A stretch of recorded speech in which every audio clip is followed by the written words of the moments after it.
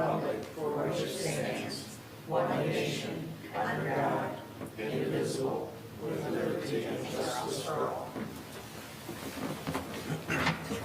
Thank you. Keith, would you take roll, please? Sure. Chairman Fox, Here. Mike Mitchell, Here. Michelle LaRose, Summer McMullen, Here. Sue Grissom, Here. Tom Murphy. Rules complete. All right. We have a quorum. Thank you very much. Next up, item 4 is approval of our agenda. So moved. Support? Motion from Commissioner Mitchell, second from Commissioner Grissom. Any changes? All those in favor say aye. Aye. Aye. Opposed, nay. Motion carries.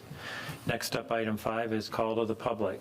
Tonight is not a public hearing, so you'll have 2 opportunities to speak on the project or the agenda item this evening. So you can take the opportunity now in item 5, or we have it on item 7, one before and after. You're welcome to speak at both. But we're done with the public hearing from last week. Anybody like to come forward?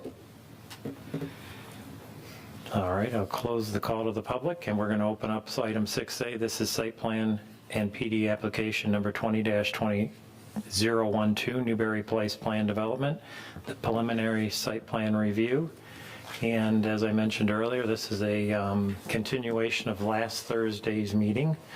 When we adjourned last Thursday, we were on the staff review letter dated June 3rd, 2021 on page 14.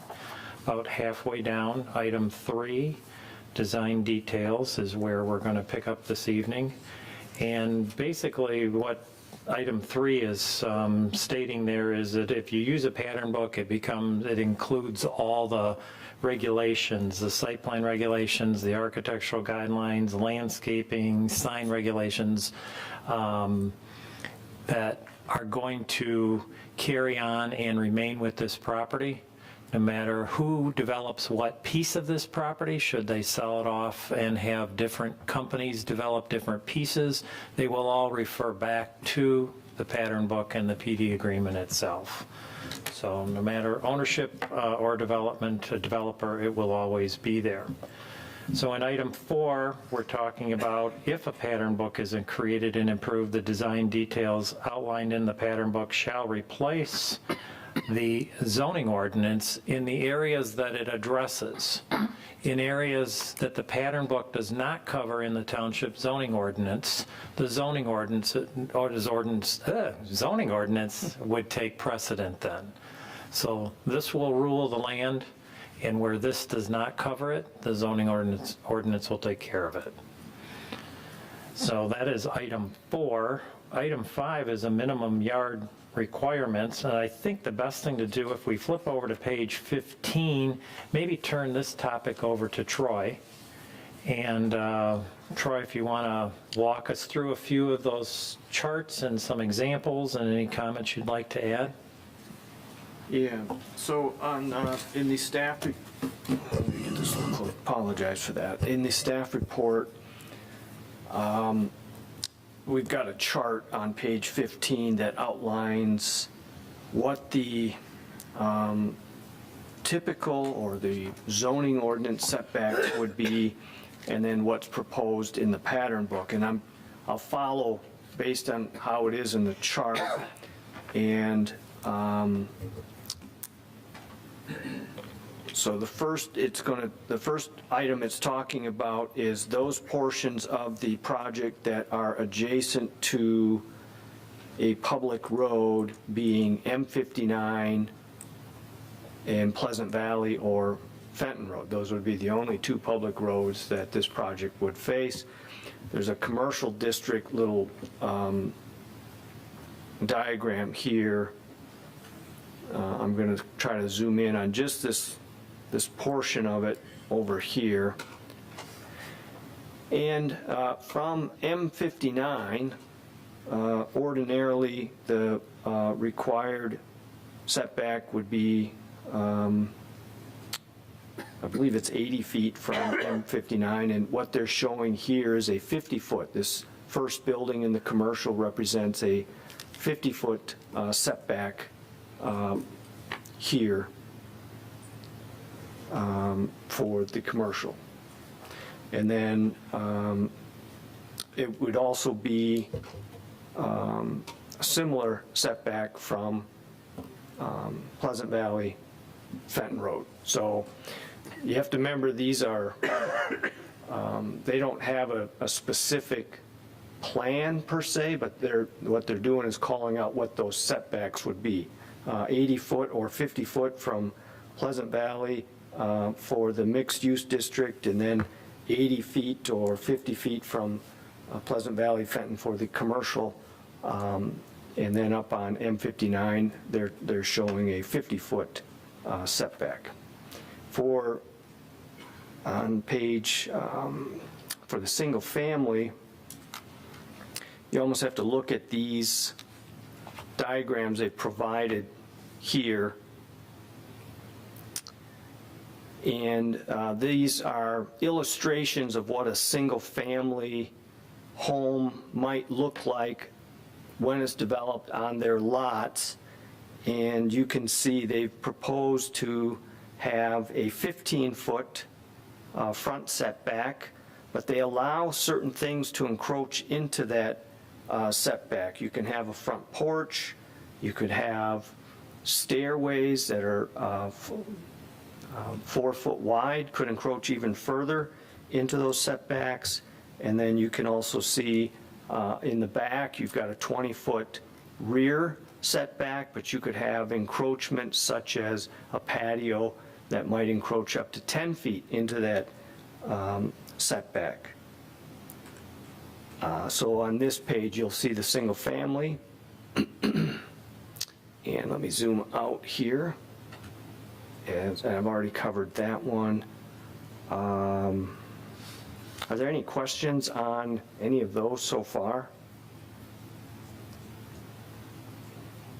Is it confusing? Is it, so in the mixed, I'm sorry, in the mixed use, they also have up to a 14-unit building. They're showing a 20-foot distance between buildings, a 30-foot side, a 30-foot rear setback. Keep in mind these internal roads that they have,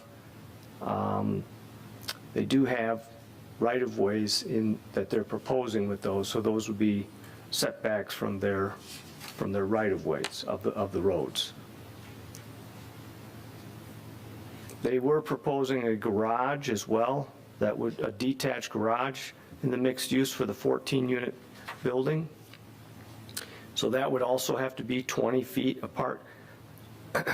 This illustration probably isn't conceptually accurate.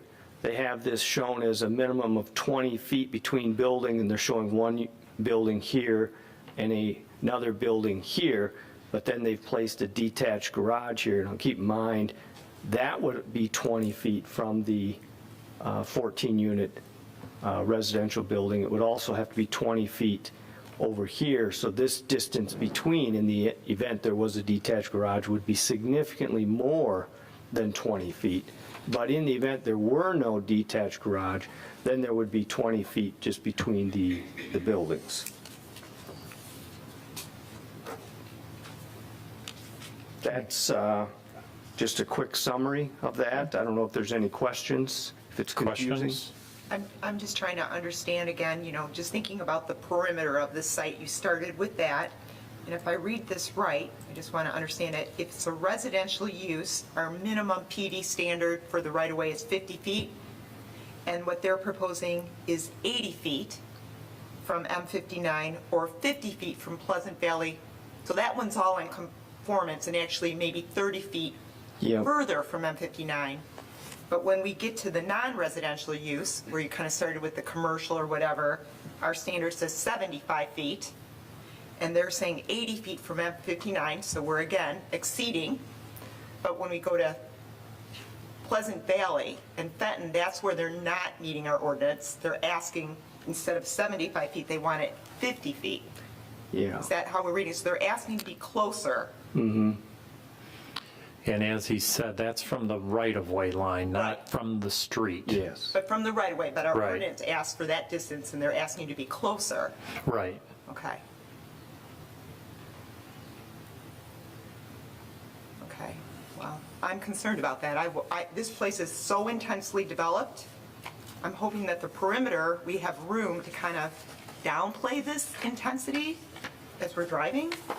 And I'd like all of the buffer. I'd like all that distance if we could do that. I know you've got a lot to cram in here, but I'm just thinking, holy cow, maybe internally you can be tighter as you're proposing, but at least around the perimeter, I just wonder if that's something we could explore. It sure is. This is the time to do that, so. Okay. Just a comment there. That's what I'd prefer, because this is majorly intense. We know it. But maybe at least from the perimeter, all of us, as we see it, if we could have some more of this buffer, might be a way that we could win a little bit here.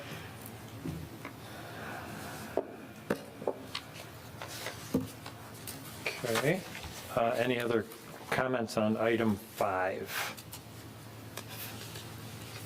Now I think we'll move to item 6, which is required distance between buildings. Again, flipping over to packet page number 16. Troy, I guess, once again, probably best to toss this over to you. Yeah, I may have jumped ahead on. You did. As I That's was, all right. I was in a little bit of a roll, I guess. They are, in the single-family district, they are proposing, I'm going to zoom in, that the buildings could be essentially up to 5 feet to the side lot line. So that would put 10 feet between these single-family homes. They're also proposing if there were an alley. They don't show us a diagram of that, what that alley would look like, but 10 feet from an alley right-of-way. That would be in the rear. Otherwise, what they're showing here,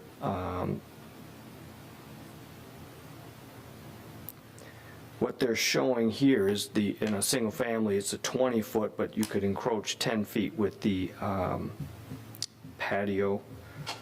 They don't show I'm going to have to zoom out. They don't show the attached 5-unit building, up to 5 unit. They don't show a plan, so there just is a list there of the setbacks, 10-foot side, 15-foot rear, 10-foot alley setback, and the duplex motor court, that's down on page 22. Let me get up to that. Nope, not that page, 22.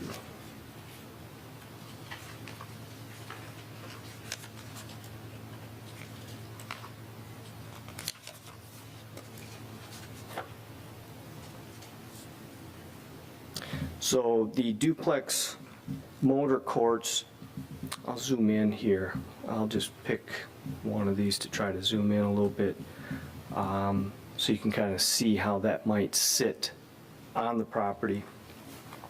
So they're proposing a 7.5-foot side setback, so theoretically then they would be 15 feet from, so that would be, I'll pick on unit B, 7.5 feet to this property line here, so that would be a side property line, so then theoretically the similar unit on the other side of that could be 7.5 feet, so there'd be 15 feet between them.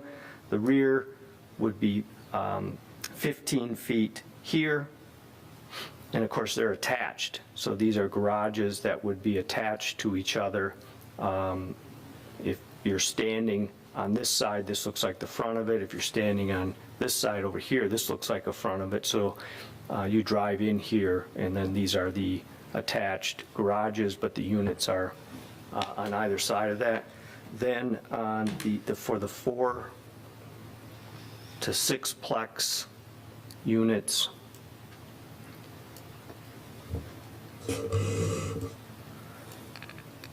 So they have a 5-foot side setback, so you'd have 10 feet separating that from a similar unit there, and then a 10-foot rear setback.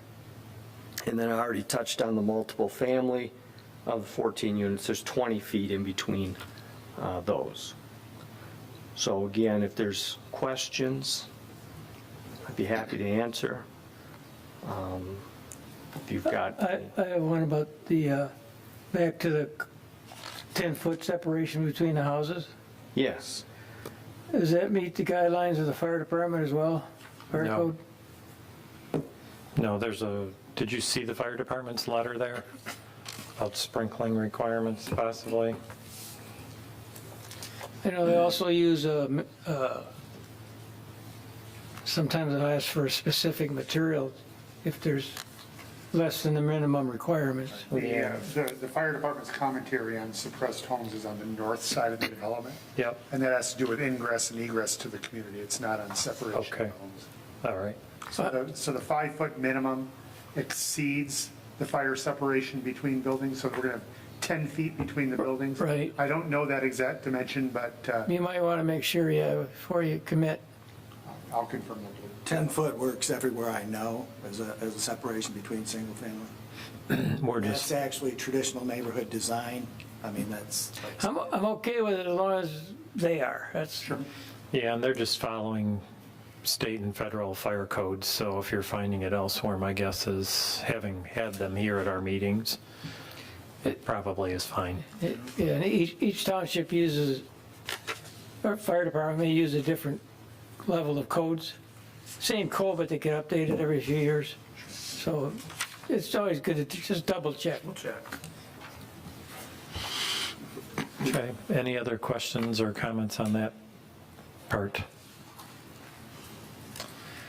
Building height, Troy, you want to touch on that? I think you're talking about the gas station canopy, or, yeah, the typical building height is 35 feet, and it's generally 2.5 stories. This pattern book lists 3 stories or 35 feet, whichever is less. So they had a, I'm going to zoom out. The gas station had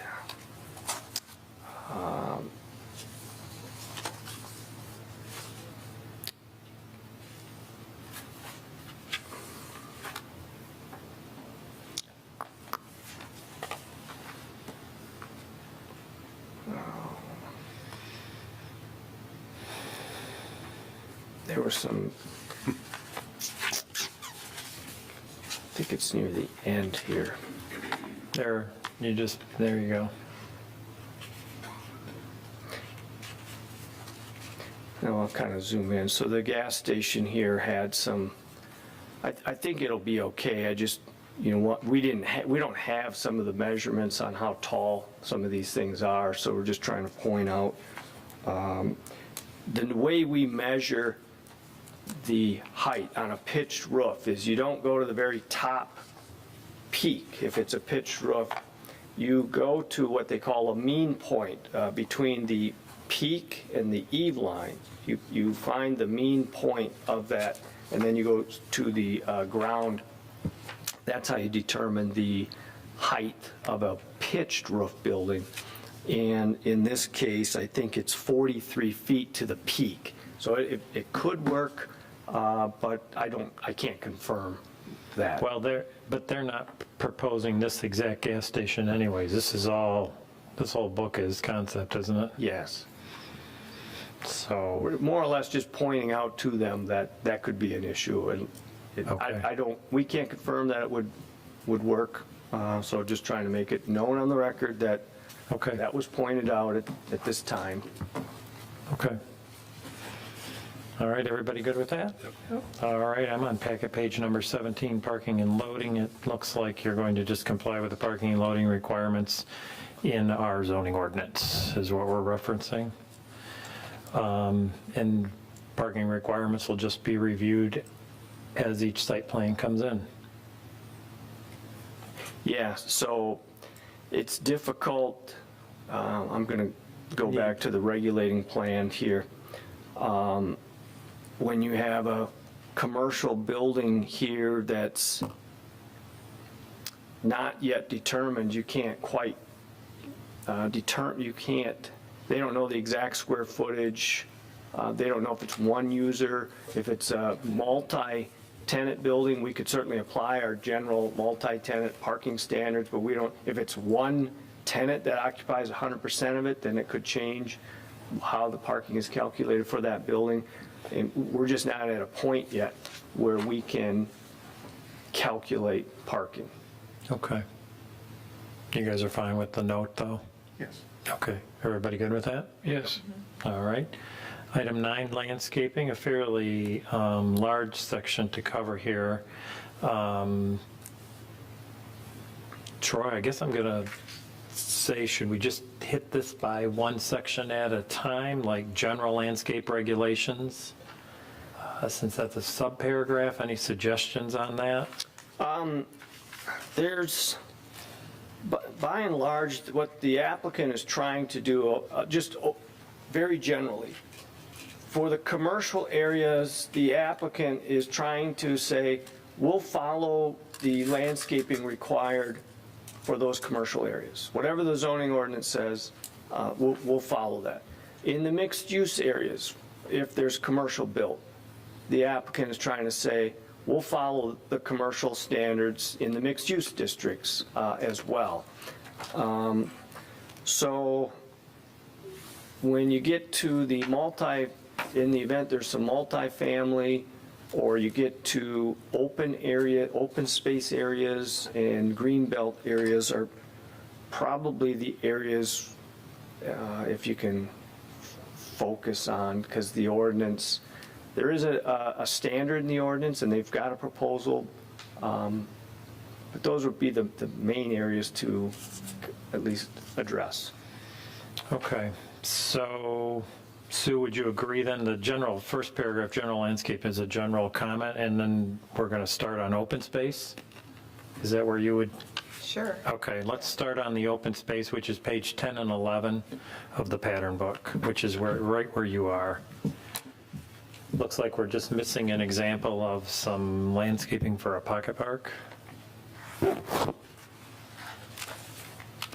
Any comments there, or, I mean, these are, No, it's, we don't really, as Troy said, have, specific standards for some of these internal spaces. This diagram, urban plaza landscape, I mean, it doesn't really tell you anything. But I know your intent is to try to follow our ordinance. Just there's, as noted in this letter as a whole, there's a lot of inconsistencies. I don't know if you're going to be turning in another version that will be more clear. We can point out the inconsistencies, but I know the letter kind of explains, there's a lot of inconsistency throughout, the plans. So when we try to understand them, it's not always clear. So I don't know if there's going to be a follow-up that you'll kind of follow their letter or what. I think it's difficult to write a code that would apply to all open areas Yeah, because we don't know what those open areas Yeah. are. right. So I could show examples like of Okemos Preserve that I did, where there's a children's park fenced in, an adult sitting area. But possibly the reason the township doesn't have this is because it is complex, and it really is a space-by-space design. It is, yeah. It would be our intent to make it an asset to the community, being as we're dedicating that land. But the design would occur when we develop what that park space is. So it's confusing for us to write a generalized code that would cover all open spaces and be so precise that you could take each space and know exactly how many plants and No, how many it trees. shouldn't be that. You're right. This is a pattern book. So the pattern books basically show photos, show, Okay, we kind can of do that that. intent. Yes. Because this diagram, right, Urban Plaza does nothing. But photos and things, you can just kind of talk about general pattern book ideas. Like, Okay. if you have fencing, it will be this type of materials. But Got it. real general, just like you said, because you can't get down to the nth Well- degree right now. We can work with staff or Sure. anyone who wants to help us, guide us into what you want in that. Okay. I just drove through Okemos Preserve, one of the developments I did, Sure. and I did a really nice park there. That's great. So And you- I thought of actually taking pictures or even Beautiful. doing a walkthrough video Yep. and saying, here's This kind is of what what I it would is. Here's have. the elements that we're going to include. Here's the, and just leave yourself, like you say, some flexibility. But again, from this diagram, it just doesn't really help us. Okay. So we just want a sense of the quality of the materials, and that gives you still flexibility. No quantities, more about the quality. Okay. Okay. Any other comments on that open space topic? If not, let's just talk about the private right-of-way landscaping. That was on page, there's some discrepancies between page 37 and 12, I guess, that can be cleared up. Any comments on that? Site landscape plan is page 38 and 39. Got Troy flipping fast here. Same guy, just, they're having some problems understanding, reading, those types of things. For example, like in the green belt area, our ordinance is we need to have a green belt of planting, screening parking areas, certain things that if you can just elaborate and say you're going to meet those or not, because your diagram that we have right now, right there, you've got something going on, but it's really hard to know. And that's the intent of the pattern book, is just to try to give us a little more comfort. You don't need to give us the names of the plants right now or any of that. You just have to kind of say, hey, when we have parking here, and if it's visible from the right-of-way, we want to just understand that you're going to screen it, So it's just kind of more language about it, Okay. okay? That would be screened in accordance with the Greenbelt ordinance. That's exactly right. So when you do these kind of diagrams and it doesn't show that, it almost does you a disservice, Okay. okay? So is that your profession? I'm a landscape architect, Okay. yes.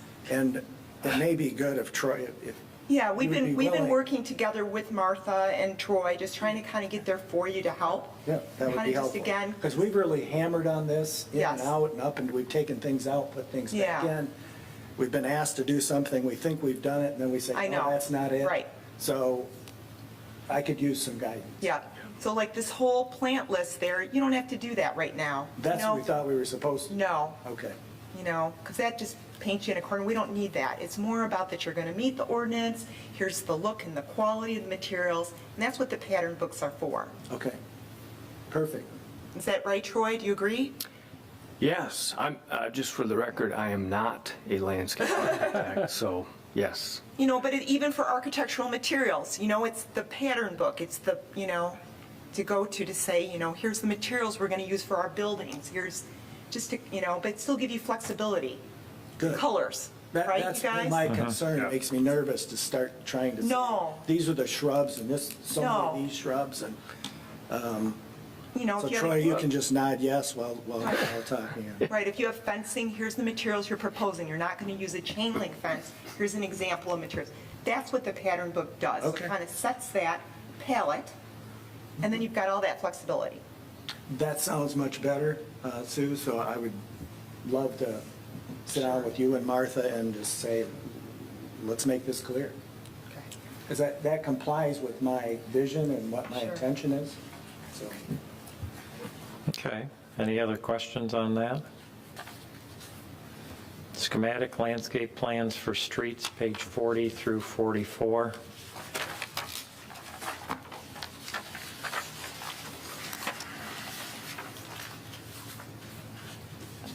Sue, comments on those? Those are from like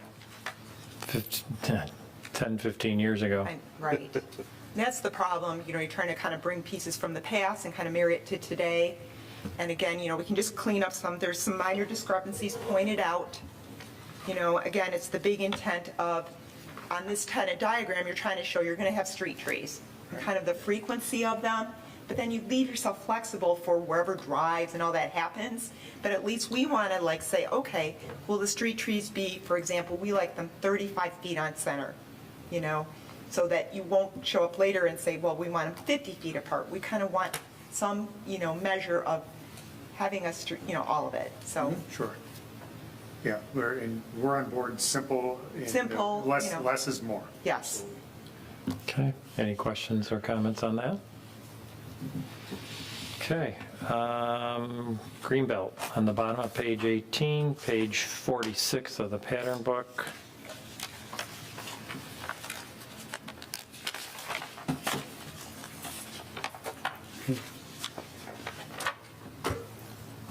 So same story here, you know, you've got a plan.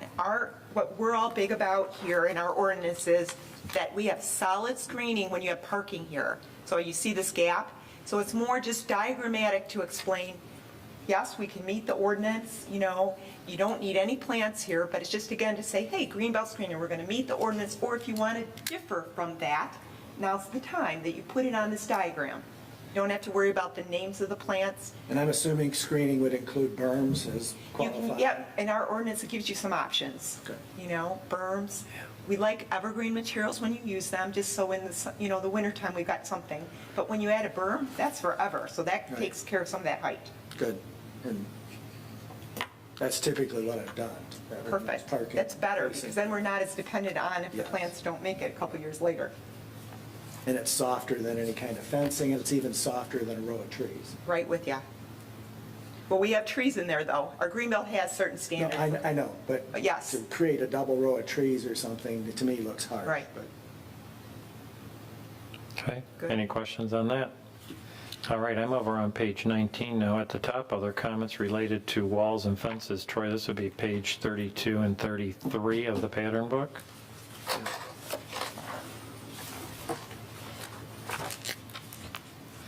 I think there's a point in here on the first bullet point that the architectural review board that will run this community, according to the way this is written, could deviate from the current zoning ordinance. Is that the point you're trying to make there? Yes. That if approved, the Architectural Review Board would be able to deviate from the zoning ordinance. So it's just a question of, is that okay with the Planning Commission? Well, I was just wondering what the application would be, trying to understand the words there, why you would even want to do that. So my comment here was, could we just strike that last sentence?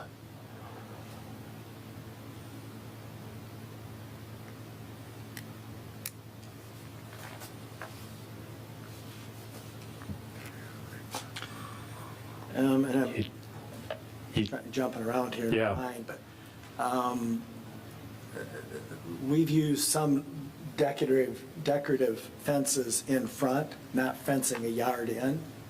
And I think that's where we allowed some discretion to take place. Generally, I don't go beyond, ever have went beyond the front of the yard. In fact, I quite often go to the middle of the house and fencing something in. But then I've done areas where we do a little decorative thing if we have the walk coming out to the sidewalk. And it's been a long time, but Yeah. I think that's what we had in mind there, saying, okay, Yeah, that could be approved as something that was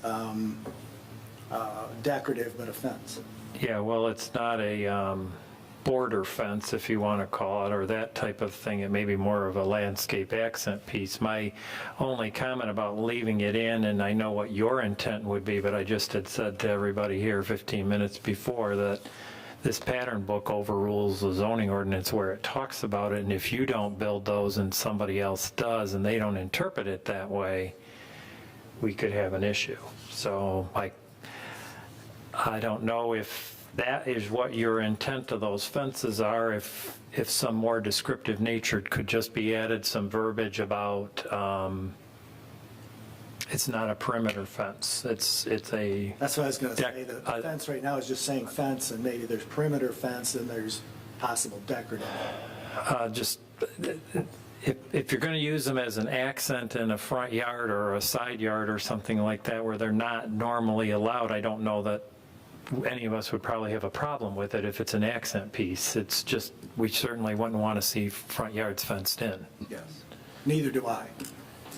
So I guess some wording will need to be made there to make that, what we just talked about, what's on the paper. We'll work at making that clear. Everybody good with that? Yep. Yes. Okay.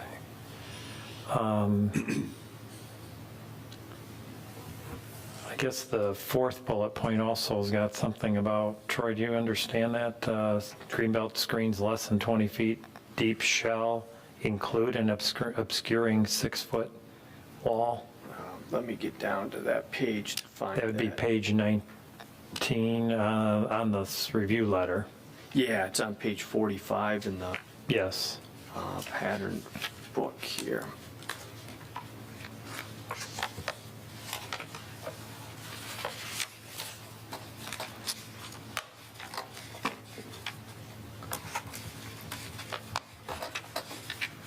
So item C. So this item C is they're kind of placing a requirement on themselves that any greenbelt screen less than 20 feet in depth or width, I guess, maybe if you think of it that way, shall include an obscuring wall fence with a height of 6 feet. This would require approval from their architectural review board and Heartland Township. Probably that would be the Planning Commission. So this is a little deviation on green belts. We don't typically have a 6-foot wall, but I guess it's just something pointing out that the Planning Commission, if they've got comments or concerns, Troy, if we just eliminated that language, I think that's something that was inherited through. That's not something that I, by design, placed in here. Okay, so you're, Okay with that. I would prefer you get rid of it. Yes. I think it could look too barricade-ish. Yeah, Yes. cool. Are there any other comments from anyone on that particular paragraph or section? Other comments related to walls and fences? I'm fine with the third bullet point. Can't we just accept those setbacks as related in point 3, since it's a PD? yeah. If the Planning Commission wants to, the other one on the, well, I'll stick on that one. Okay. Don't, Yes. make sure you look at the second bullet point too, on the height of fences.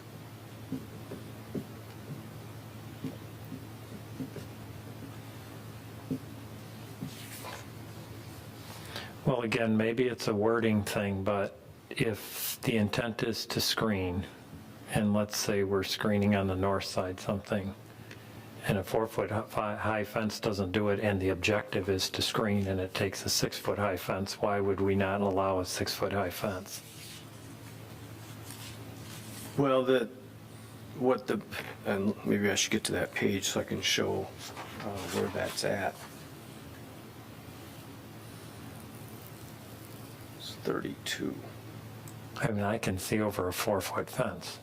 It's not going to obscure much, but I don't think we need a wall, that's 8 feet high. Yes. They're placing a limitation of 4 feet on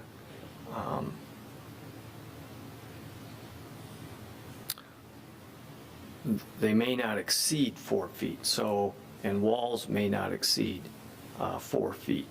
So the question is, in certain instances, I mean, if you have a choice between a 6 and a 4 and you choose a 4, that's one thing, but this is a maximum of the fence or wall can't exceed 4 feet. And there might be instances where you'd want to screen and go beyond 4 feet, and this would be a limitation here. And so can I just talk? You can when go right ahead. Sorry, I don't want to interrupt. The 4-foot to me is a perimeter fence, and typically I do that because I want the openness in rear yards. But it does not cover a screening fence like we might do on a patio area where we really want to screen out the view. So I think we could put something in there, but that's my thought, that's my intent. I don't want 6-foot-high fences solid. In fact, I require them to be slatted or open to a degree because I don't want that closed-in feeling of every yard being a little fortress to itself. So the 4-foot fence typically is a pet fence or children, but still allows openness. You can see trees, you can see landscape. It's not trying to get so you can't see your neighbor. But we do things on a patio where someone may not want to block the view of a neighboring patio, and I would agree then a 6-foot fence would be more appropriate. So is that a wording change here? Yeah, It looks like, yeah. because the term fence, our ordinance doesn't distinguish between different types of Right. fences. If it's a fence, then it establishes what the height limitations are, and in this case, we've got the word fence. So if there's a particular type of fence that he is, the applicant is claiming they could allow to be 6 feet, and a different type of fence that would be capped at 4 feet, there should be some sort of distinguishing definition or way to determine which type of fence could be 6 feet and which one is capped at 4 feet. Does that make sense? Yeah. It does. And I think we can do that with language, the 4-foot being agree. the perimeter fence. Right. Right. Okay. Any other questions or comments on that section? If not, I'm going to move to other comments related to landscaping. Page 9, dimensions of each parking island should comply with the ordinance. The white toned areas on the page 9, I'm guessing those are ramps. What would you think those are? Since those are coming up on sidewalks.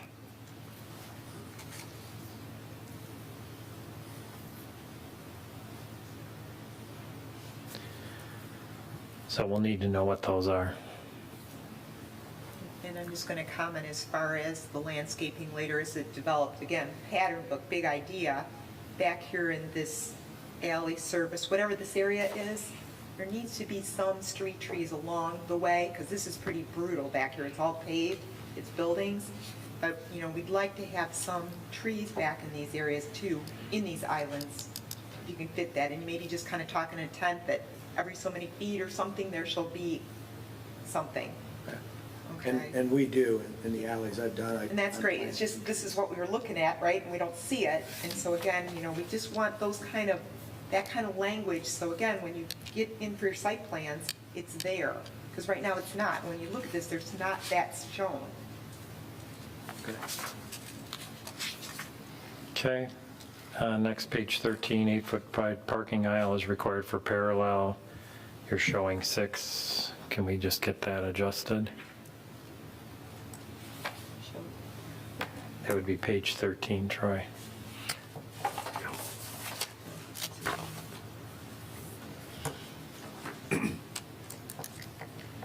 Again, it's an old drawing. Yep. You guys okay with that? Or you gotta look first? For the 100 and 110-foot Yeah. boulevards, Yeah, And even the 100, yeah, the 100 and 110. yeah. You've got the width, you've got 21 feet, but that 6-foot wide parking aisle doesn't work here in Michigan. Okay. A lot of big trucks running around. yeah. And snow and on, but it looks like you got you know, you could have a 12-foot lane, or whatever, you know what I mean?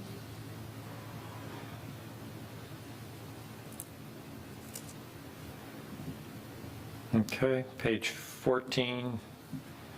3 areas are labeled as 5 foot. And they're all just not in scale together. I'm just wondering if you take this drawing rather than redraw and just in parentheses put not to scale. Would that would be simple. Sure. Rather than spend time redrawing that. You guys good with that? Yep. Okay with it. Absolutely. All righty, item 10, open spaces. Troy? I'm at the bottom of page 19. Yep. I'm trying to take notes here as we go. Okay. So I apologize. You're all right. I move fast. Uh, 19. Oh, we're on staff report 19. Staff report 19.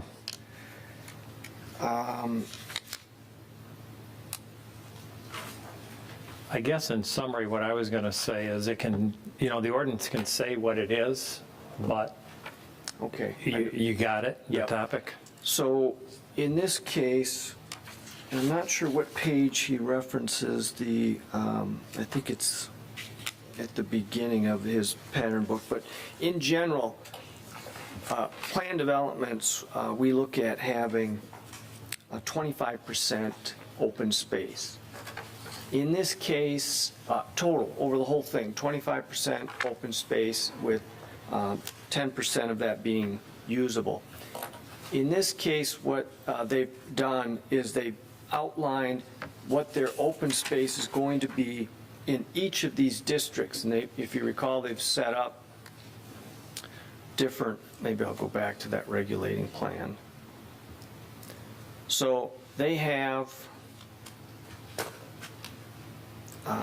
different districts, single family in the blue, single family only in the purple, mixed use, and then commercial. And so what they're proposing to do is to put in each particular district what there would be for open space. Problem is that this regulating plan is not to scale. You can't measure anything. There's no way I could determine if they are meeting that total threshold of 25%. So they're trying to break it down by each district, and they're going to do so much open space in the residential district and so much in the commercial and the mixed use. And so what we're basically pointing out is I can't determine if that would comply with that, our overall 25%. They did put in their letter, April 15th letter, that they had more than 15 acres of total open space. Also, they indicated there's like 13 acres of wetland habitat, just to let you know.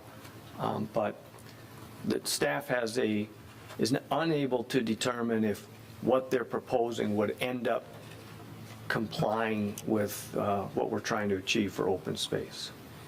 But they're agreeing to the 25 and the 10. Well, that's what we require in section 3.15 of our Right. ordinance. So what they've got on page 10 of their pattern book, Yes. let me get to that page.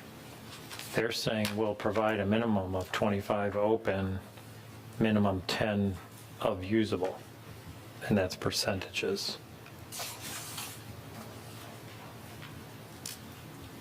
So whether we can calculate it or not, as long as they've agreed to those percentages, and it's not going to be determined until we get a site plan for each step along the way. So what they're doing, if you look at this, in the residential districts, they've got the 25% open space, and 10% would be usable. But in the usable areas here, they're talking about 2% in commercial, 10% in residential. So I can't determine overall over the whole thing. They're breaking this into residential districts. They're pointing that out for certain districts, but I'm looking at the whole thing. I can't determine if it would meet it for the whole thing. Does that make sense? It does, but since the whole thing's a concept, my question is, if they agree to the percentages and we accept the percentages, does it really matter if the concept meets it? Well, this I don't know that this does, because they're only saying 25% in the residential district. They have commercial districts and mixed-use districts. They're not agreeing to it for those districts. Right.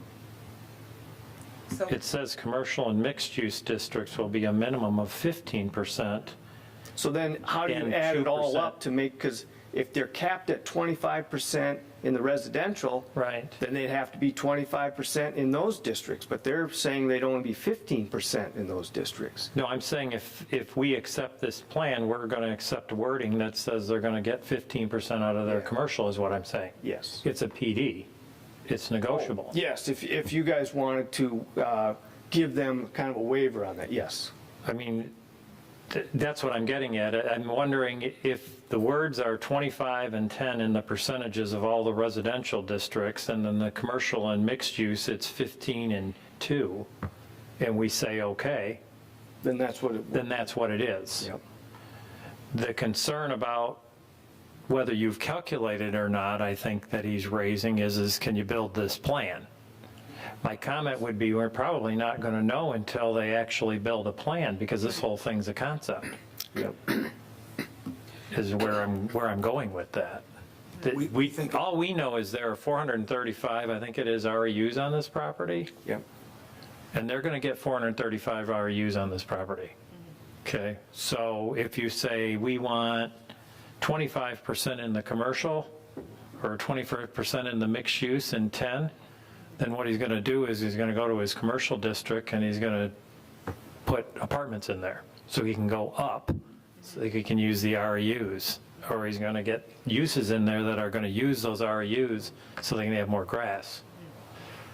Is what I'm trying to get at. It's this battle of this concept of, we've got this parcel and we got to get 435 REUs on it. We got to get a development that is 435.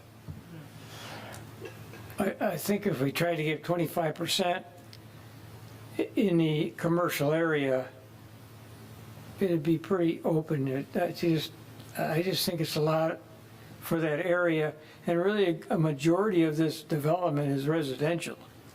So you're going to get 25% of open space across most of the development. Just another way to look at it. So they gave us an open space plan here. I'll try to find that. Here it is. Oh. So you can kind of see what they're looking at. That's based on the regulating plan, and that could change, but that's you say, I can't calculate any of this, but that's kind of what they're showing. And yes, if the planning commission wanted to accept that, I don't mean to belabor that. I'm not trying to look past that. Certainly you guys can do that. No, I'm just trying to point out that, Yep. And everybody that's been watching last week and this week's meeting, the planning commission that's been doing this, that in the end, this plan may look nothing like this. correct. These roads may not even have this road network. It's, So if we have miscalculated, the wording is what we're agreeing to. So we could keep playing with this drawing to tune it up exactly right. I'm not sure what it proves. Because this drawing, as it is, the whole drawing is very unlikely that that's what we're going to do. So I agree we're agreeing to what we're requesting in the verbiage. And if we think that calculates out. If it doesn't, it will calculate out in the final plans. well, it's going to have to, Yes, because again, the pattern book becomes the zoning ordinance for the development. So if you agree to these words, or we all agree to these words, then that's what you're going to do. yes. Understood. And where I'm going with this is, if you pump that commercial up to 25 and 10, they're going to get 435 RUs on this property, and some other place is going to pay for it. Unintended consequences, yes, at some point. So you got to decide whether that's worth it or not. But I don't know, building out to 435 REUs, if that gives you 50% left of open space. I don't really know the math on that. I guess what I'm asking is, when we've done other PDs, Troy, our requirement is overall, the whole site, no matter how you allocate it, like commercial should be denser. Have we always tried to hold to the 25% and then the 10% usable? Is that what we've asked of other developments? Well, Have we broken the rules for them? I can't answer that question. The larger commercial PDs, they predate me, and I don't know the answer to that. The PDs that I've dealt with in my time here, this is a very big one. Yeah. This is, I don't know that I don't know there's a comparison to something like this, but the other ones that I've done are more residential, and yes, we've held them to that stand. There could be some debate on some of those, whether the area they're counting as open space or usable should be counted, but irrespective of that debate, yes, we've held the residential ones to that.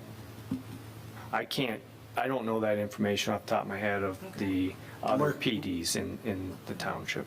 And we're complying with the residential. Yeah. Commercial is, I don't want to say a minor part, but a less part.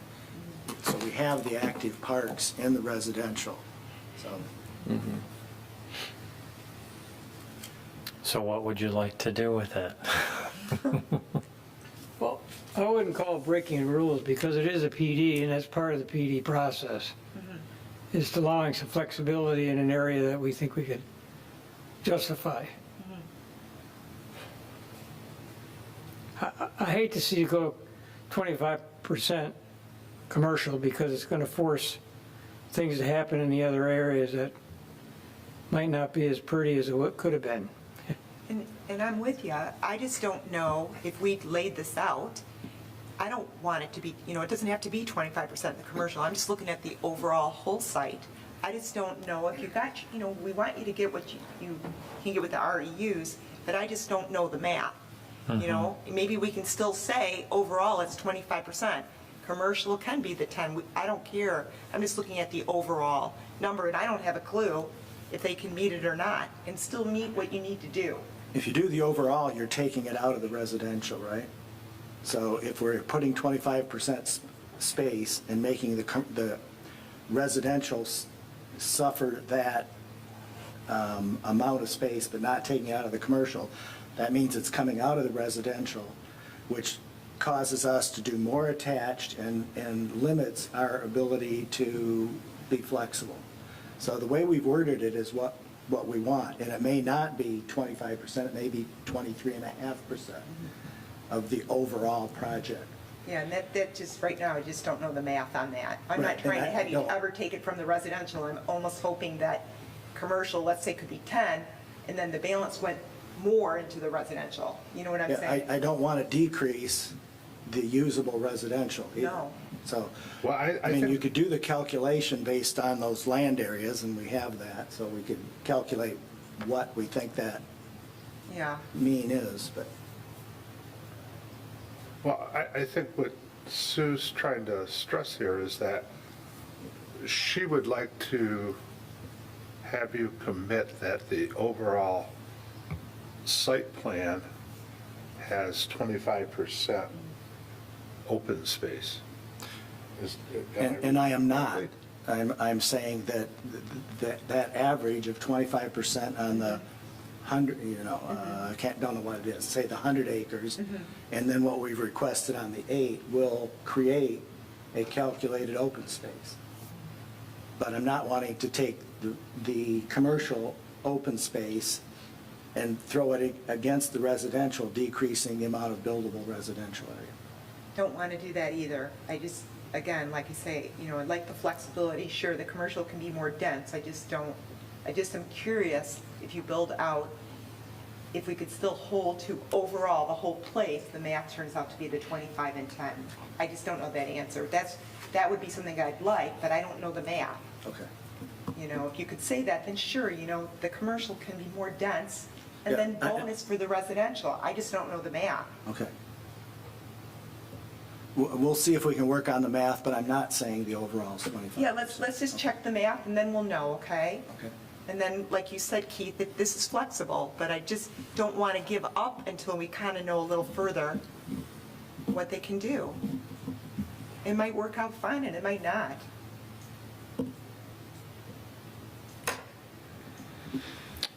Okay. Any other open space comments, questions? If not, let's move on to 11, natural features. Troy? So they provided a natural features, well, they had an environmental consultant prepare the report. There are some wetlands on the property. I'm trying to find that map. I'm failing at finding that, so I apologize. There's some regulated wetlands on this property. There's about 13 acres of regulated wetlands.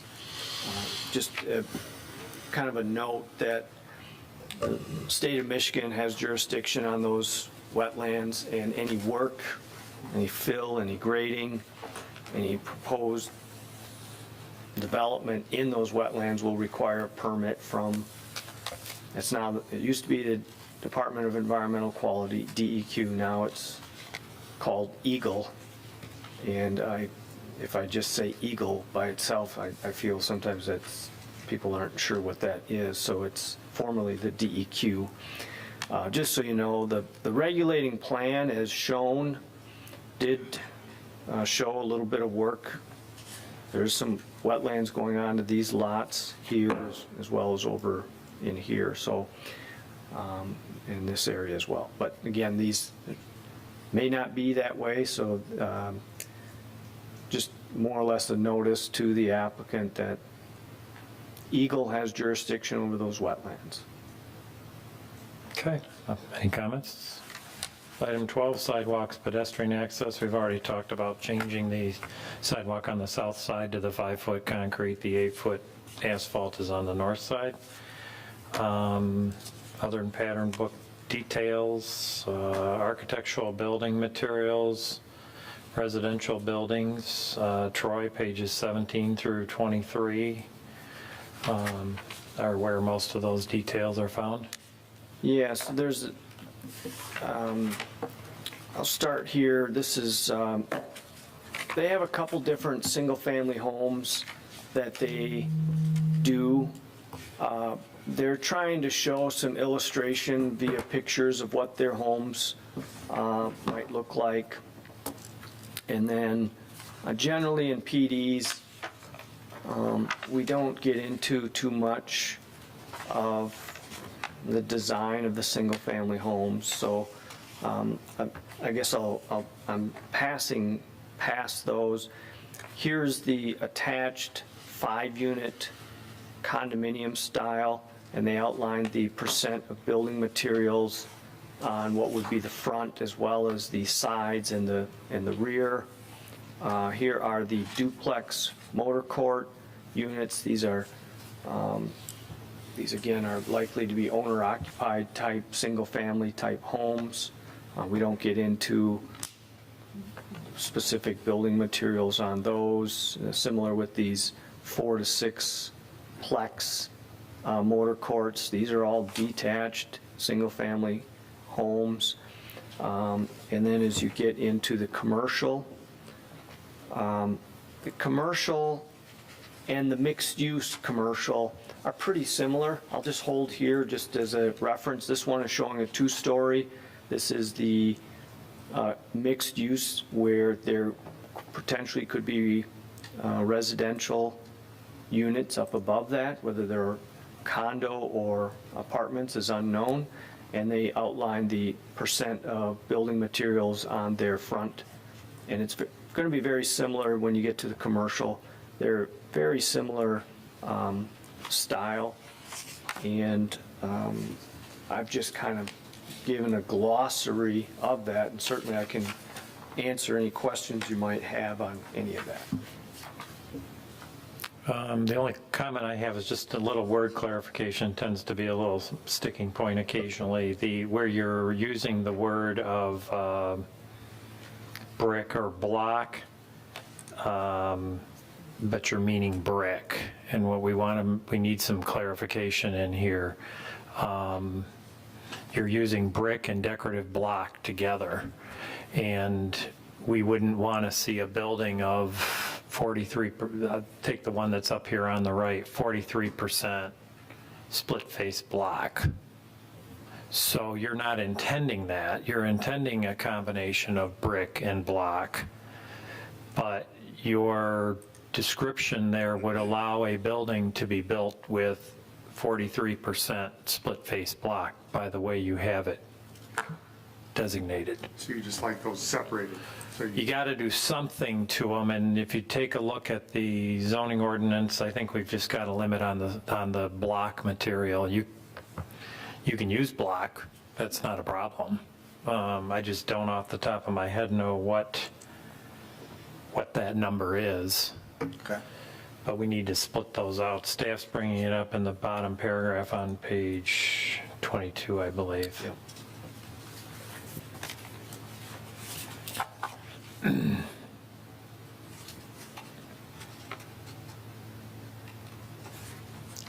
I think since you're saying the brick can be a minimum of 40, yeah, I think you're going to have to figure that out. You've got them blended in there together at 43, and we would just want to make sure they don't come out all block.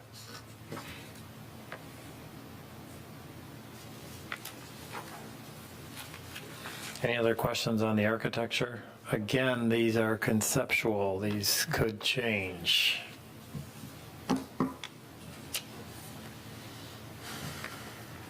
Not, I'm on page 23 of the staff review letter. In the middle there, architectural drawings. Troy, what's this comment about 2 gas stations, gas canopies, north and south parcel? You want those included now, or what are you asking for? We just don't have, we've kind of thrown in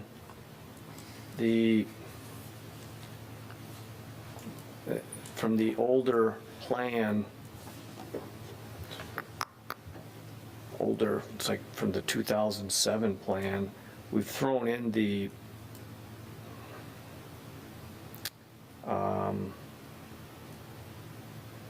kind of the gas station, here it is. Kind of that, this is the south parcel, the extreme southwest corner of M59 in Pleasant Valley. So as if you're standing right at that corner looking at the development, this is a kind of an entry feature to it, and then here would be the large commercial building that probably has much more to it than a convenience store, but we just don't really have this site developed in the same way with the architectural drawings that the other commercial and mixed use have. And then on the north side as well is a building, 4,300 and some odd square feet, that on the regulating plan is shown as potentially a gas station, and be nice just to see what that. I'm not sure where this came from, and if it came from me, it was an error. I think what we're saying This is an old drawing. yeah, the commercial buildings are going to have the flavor that we have here. And the fueling station, if you will, that building will have the same characteristics. Again, none of those, any of those buildings may not look like this, but they're going to have the characteristics that we outlined here with minimum percentages of maximums and minimums as presented here in the text. Then if that's the case and the planning commission's okay with it, then the other part of it is the canopy itself, something that would depict how that, the columns, the posts, the roof, what that But would they just not, if we don't defer here, or have it here, doesn't it just defer to the zoning ordinance? Yeah, they very well could. So, That's what we would intend. This isn't our property on the gas station, but I would defer to the zoning ordinance. I've been running on the concept that those buildings may not look like that. I mean, they may have some of the architectural features and flavor overall, but the commercial building that he just held up may or may not come in as a site plan looking like that. I think in the history of this, we had sort of two different styles. We had an architect from Florida, an excellent architect, do this building, and it just had a different flavor and a different feel. So we went back and actually worked off from the original 2007, which I really liked the look and feel of. This, to me, looks like Florida. It's more done in Florida. And we went back and changed everything to match the 2007 plan at the entrance. And so we changed the gas station, we changed the car wash, and we changed these features. So I think this is an older drawing that gets us at one point, what we drew for the cover over the gas pumps. So where are you guys with that? You want a rendering for a gas station, or are you comfortable with what they're stating? There's, You know, we want a comfort level, you know, I know what you showed in your commercial, you're showing the flavor and the materials. I guess, you know, Troy, you're kind of trying to say, but how would we apply that, right, with this fueling station and columns? And I guess if you can get photos, something, just try to say, hey, here's what it's not going to quite look like this. Give us a flavor of it a little further for a fueling station.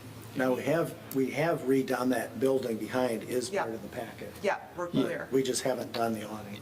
yeah, and I guess I'm just going back to, I'm going to disagree with the letter. I just, it's conceptual. We have a zoning ordinance that has architecture standards. This pattern book has architecture standards. I don't know how we can ask them to design a gas canopy that they don't own. Right. We have standards, we'll review it to those standards. Then they could put that language in there that they would. It's in there. Okay. It's there. I mean, what else would you like? I just wanted to make sure that was clear, that we had a purposeful discussion on that so that everybody knew going forward, that's how we were going to address that. So we'll go with the flavor that they're showing with the brick and all that look that would be applied Yep. here, but then the other part is it shall meet our ordinance requirements for these. Well, the canopy, there's nothing really depicting how the canopy, so that'll just defer to the zoning ordinance That's good. completely. Okay, then we're covered. Yeah. And again, that was just to, is that what the planning commission wanted to do? And if that is, then that's fine. Just so we've discussed it, and everybody's aware that that's the direction we're going to go. I would recommend it just because there isn't a drawing on here that is a drawing being submitted for a site plan review. Okay, And I think they're all, I'm going to put what has been provided for the housing, the commercial, and all of it are conceptual. And as we said in the beginning, what isn't in this book is in the zoning ordinance. And if we don't have it covered there, then shame on us. I think we've done a pretty good job up and down 59. I'm pretty comfortable that we've got it.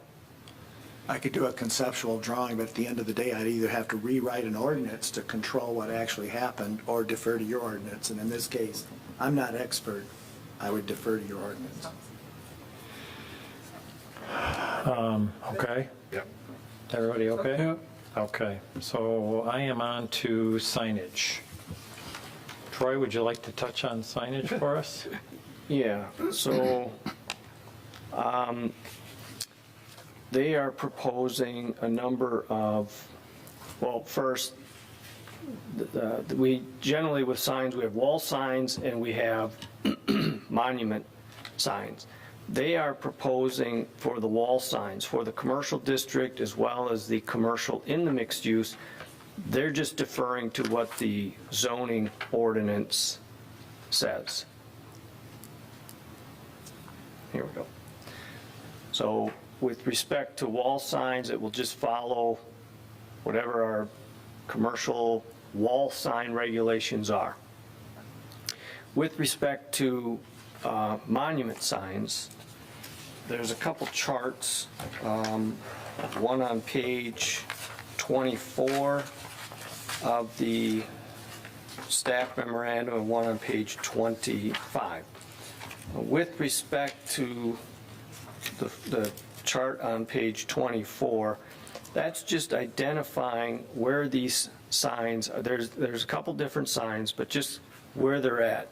So there are 10 signs on the north parcel, and there are 10 signs on the south parcel, and they are located, I'll try to just briefly highlight them.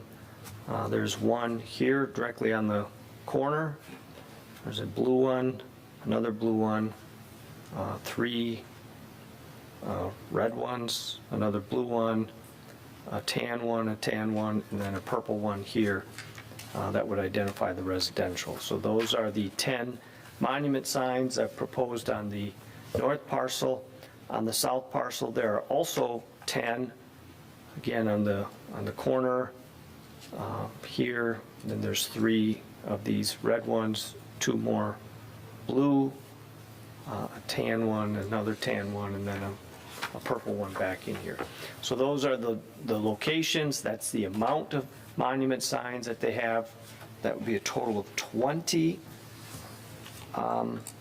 monument signs. Then as far as what they look like, this is generally, I guess in this one I'm zooming in on, kind of represents a gas station. This is generally what it looks like. It has a height of 10 feet. Generally, our monument signs are limited to 7 feet, so this would be going a little bit taller.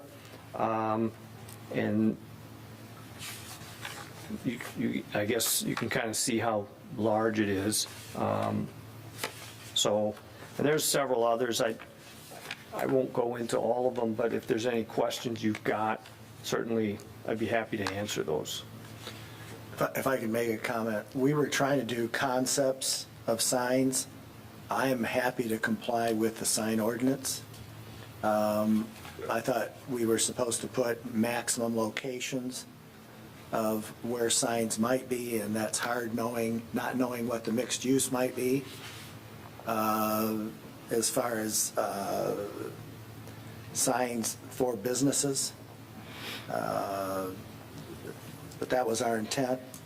I don't know that we're requiring a change from the ordinance, Troy. We were doing a concept of what we could do, and maybe we can't do that within the ordinance to that scale. Yeah, it kind of blossomed from where we just simply had text in the pattern book referencing the zoning ordinance to, wanting a little bit more detail as this went through the review process. So it went from a little detail to an awful lot, understanding as Larry says, that this is all conceptual, just showing what it could look like. Yeah, the layout is, if we decide, well, let me back up and say, the red dots are signs that we wanted. They're those curved brick signs. I assume you got some pictures of them there. They had the detailed landscape plans. Those are entry features designating, noting to people that you're entering into this particular development. I know they're in there. There's a top view of them. Yeah. Where did it go? So let's ignore the red dots for right now. The 2 yellow dots look like they are for the gas stations. The question I would have is the entry features or the corner features that we just saw in the foreground of the gas station aren't really mentioned here, so I'm thinking somewhere in this review letter it was addressed that those are actual signs themselves. I'm sorry. When can't touch these screens, can you? Are you talking those? Yeah, I'm talking the signs behind the yellow dots on the corner. Those wall signs? Right. The curved wall. The curved brick walls. So is that still part of your plan? Because that, you just referenced where that was in this older plan, which is right here, that this is not part of your plan. The curve, No, that that's- curved brick wall where it says Newberry is, I believe, is the building, It the is. car wash. That's the back wall of the car wash. Yes. There's a new version of that that they have submitted. You've got it in this packet. Yeah. Let me try to find that. I think it's page 34. Is that? Page- I think so. They submitted their version.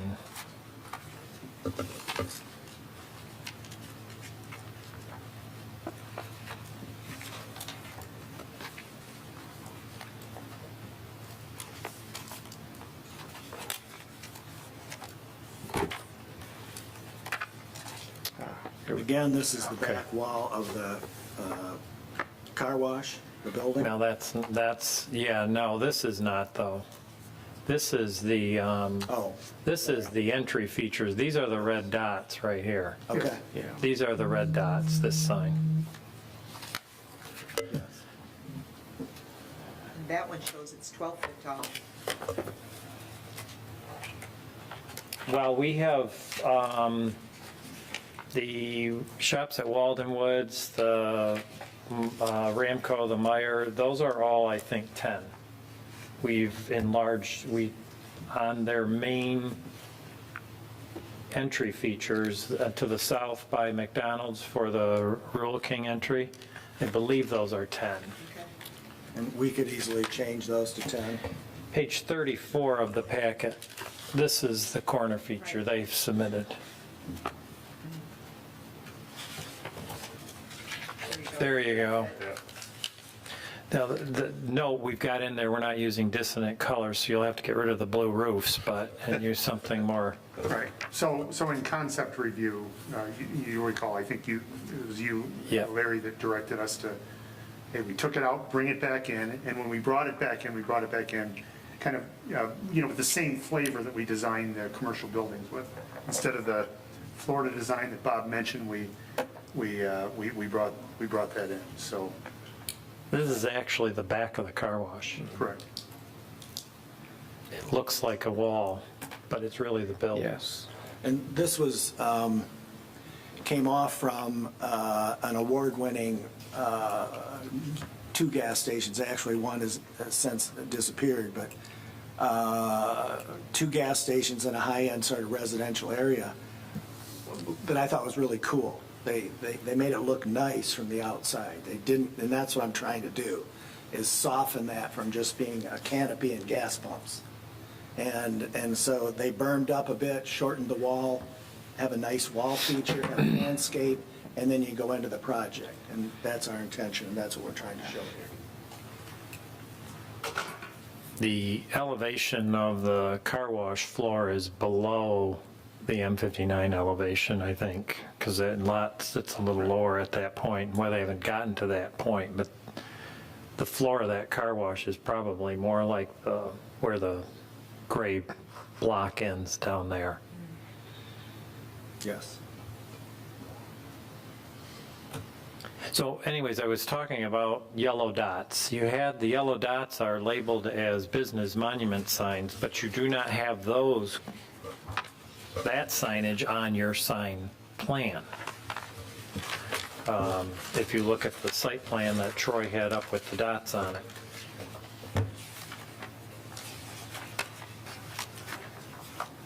Larry, you're saying the sign itself is not drawn? Well, you've got your name on it, or we might talk you into saying welcome to Heartland Township instead, or Heartland Township instead, or something like that, but it's still a sign. And it's not on your sign locations. Now, maybe we're not going to call that a monument sign. Yeah, it's on the wall of the, Building. yeah, the older plan I showed it was a brick wall with that, but,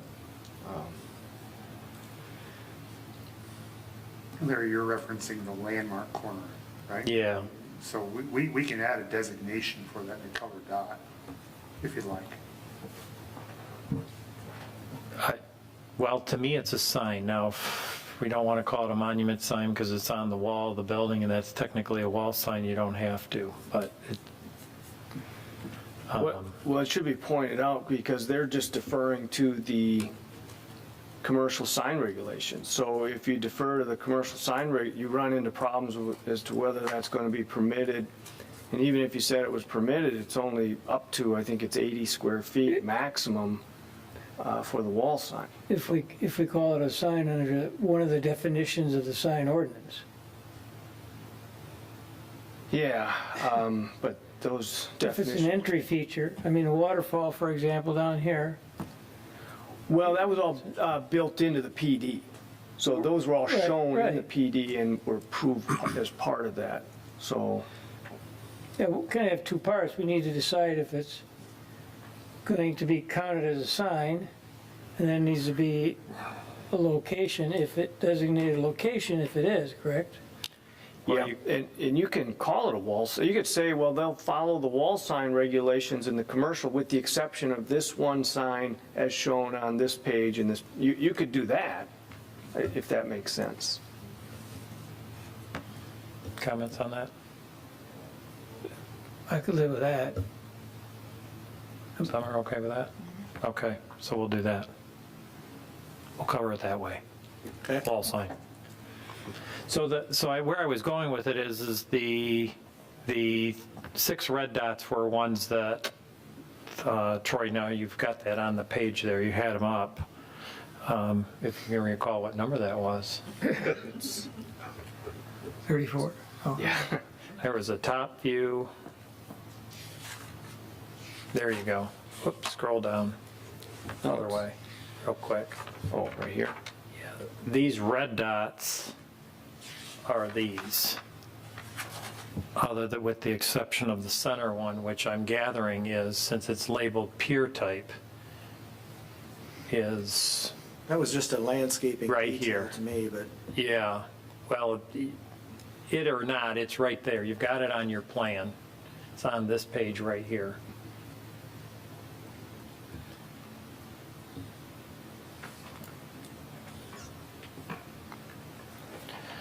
So those were things we were looking for at that point, kind of announcing the entrance, this is the entrance to this place.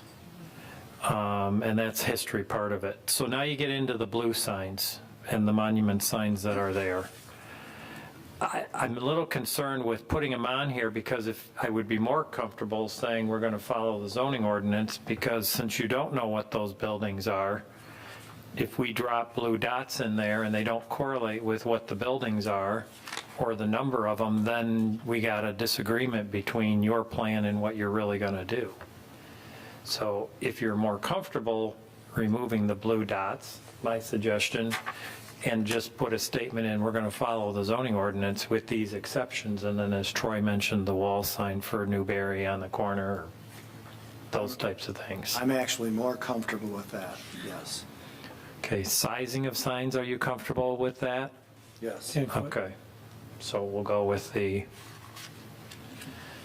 so Troy, did you get those words? That should be easy. Yeah. So just to clarify, these would be Removed. what was proposed is that this commercial building would have its own monument sign right here. But since this mixed-use district could be altered, and this may not even be a commercial building, it could be a residential building, but because this plan depicts it as a sign, what we're doing is we're removing this sign on this plan, and then when this commercial building, if it does come, it would have to just follow the ordinance. I think that's what we're all agreeing to. Yes. That keeps everybody on a level playing field too. So in the end, this exhibit's only going to reflect the red dots. The red, And then, The yellow. Purple? yeah, probably you need to put the purple in there, just to make sure with their locations and all. Well, I don't know.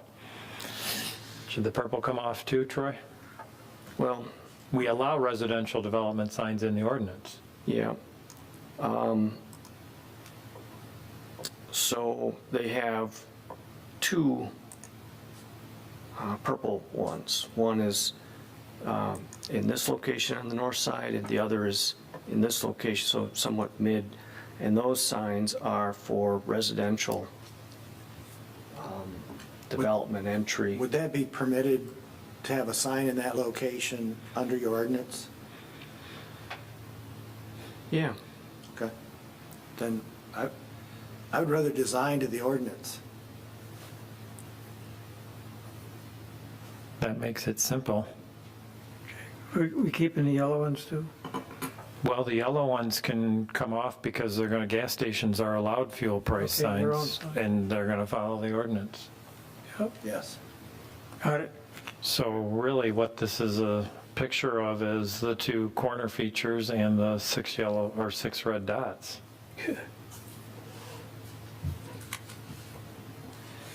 Any other questions on signs, comments, thoughts?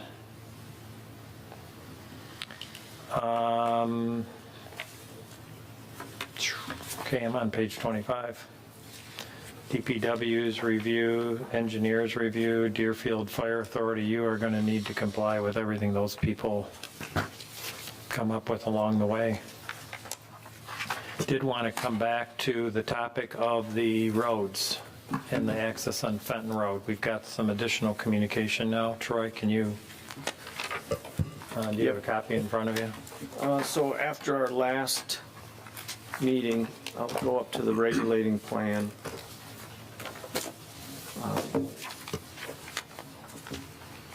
Just bear with me. I'll go to the street if I can. I'll use this plan here. So the applicant has, we were raising questions. Staff was raising questions that the letter from MDOT from 2017 was based on a 2016 plan, and there had been some changes to this development since 2016. So staff was questioning, we don't know if that MDOT letter is still valid or not. So what the applicant has provided is their consultant, their traffic consultant, has indicated and provided a letter, and that was sent to you in an email, and that letter from Fleiss and Vanderbrink essentially indicates that the 2017 MDOT letter is still applicable to the current development program. So what I've done is I have reached out to MDOT to confirm that, sending this most recent plan, sending this letter from Fleiss and Vandenbrink, as well as the 2017 letter from a lady that no longer works at MDOT to confirm that. I have not received any kind of a response, just to let you know that. In addition, the applicant has provided 3 letters from the County Road Commission, and each letter pertains to a separate access point. There is one letter that would pertain to the southernmost access onto Pleasant Valley, and essentially they're stating they'll need more detailed plans. They are providing a letter for the northernmost access here on Pleasant Valley, and they're stating they'll need some plans with certain details.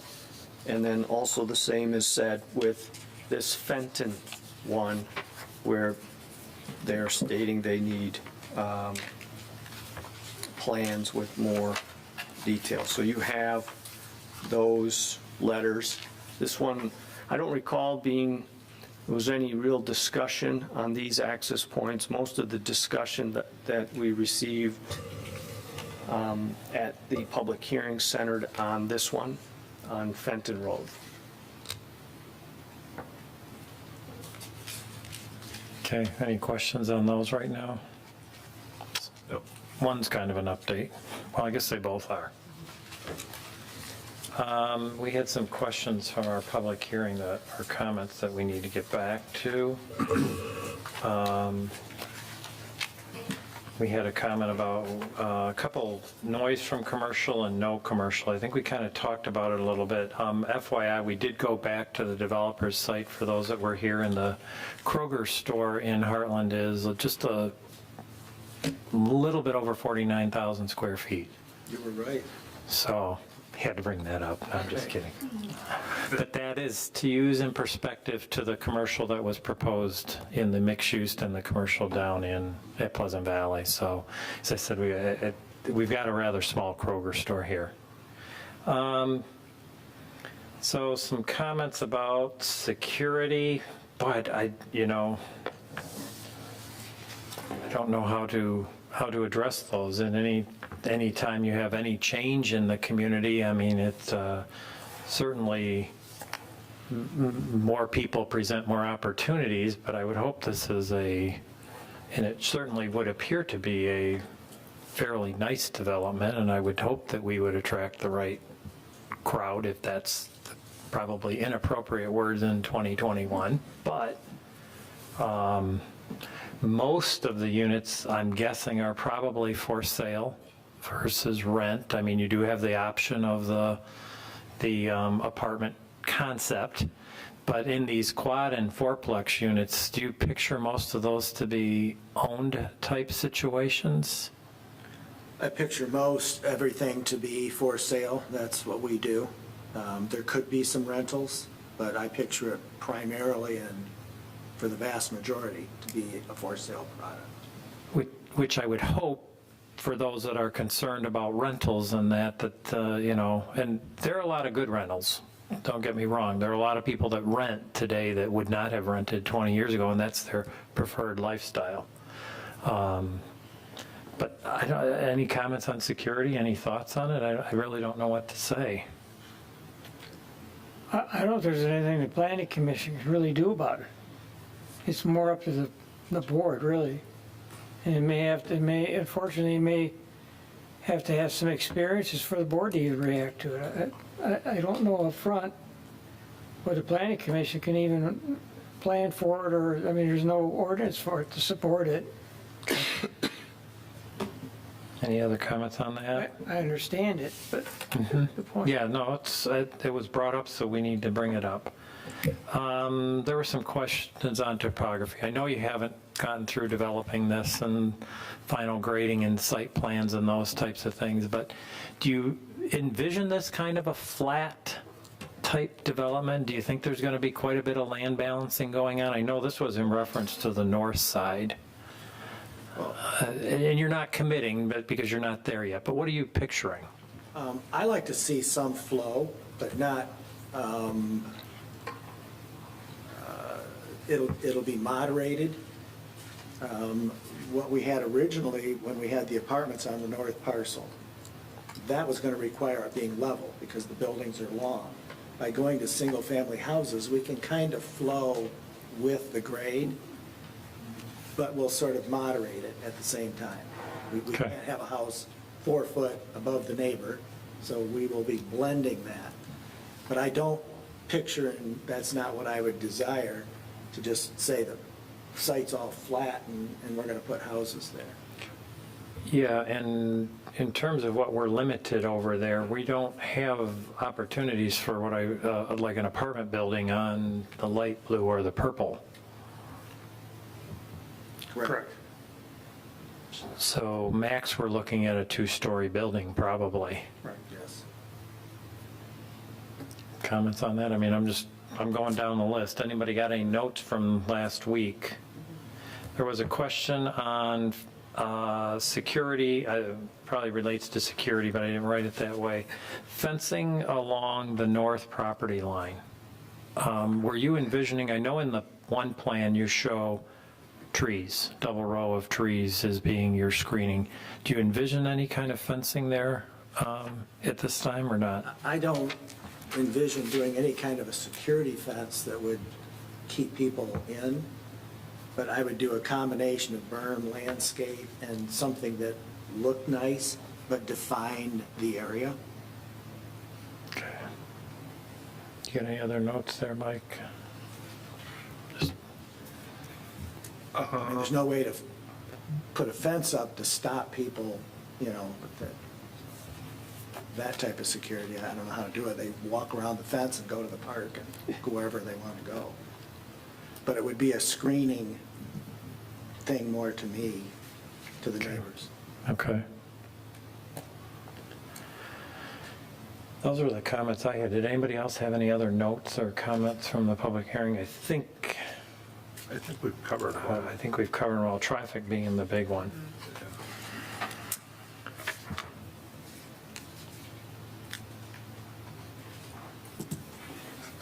Troy, any additional comments? Yeah, the big one for me, there's been a number of changes, tweaks, I'll call them.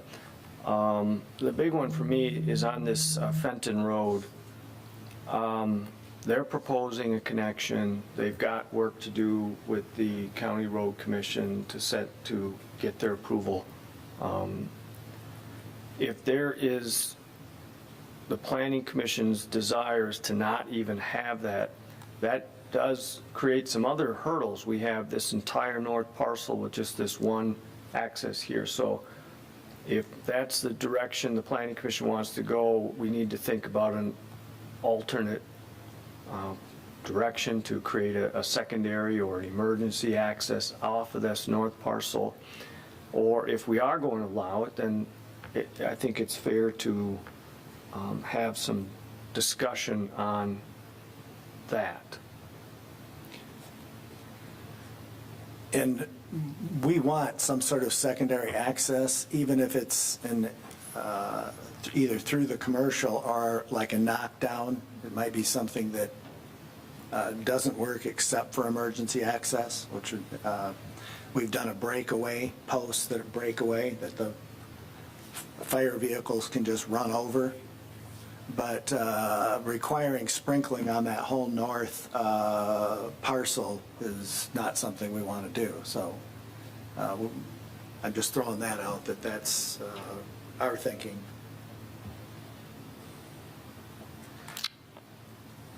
Does somebody want to speak before me? I didn't think there was still a direction of eliminating that entrance off of Fenton, is there?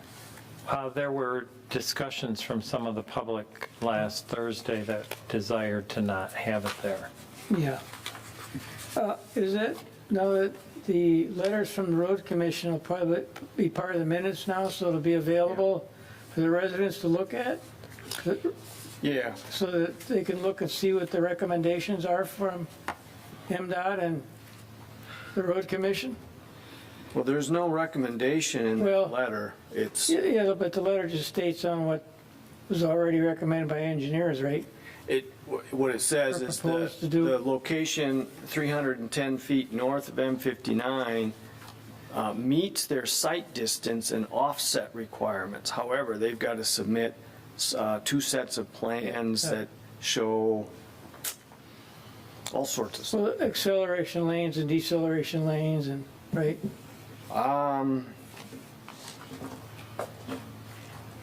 No, I don't see a acceleration lane or we're just talking on the Fenton Road. Well, adding an extra lane for at Fenton That'll all and come in 59. when they design it. That's not this review letter. Yeah. This review letter Well, isn't in that details. Yeah, Well, okay, I mean, I don't think today we could tell you what they're going to be required to put on there. okay.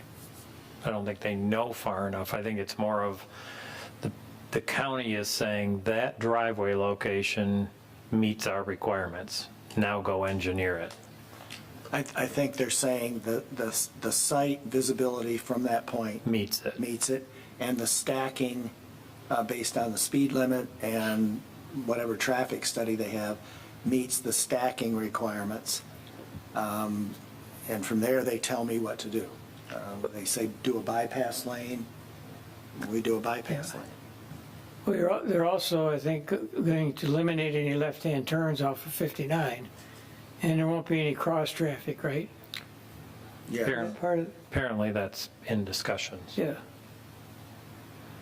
where everybody will turn right Yeah. without this development. right. I think it's going to be a right-in only, which will change the traffic flow, so. All that's being done by people who do that.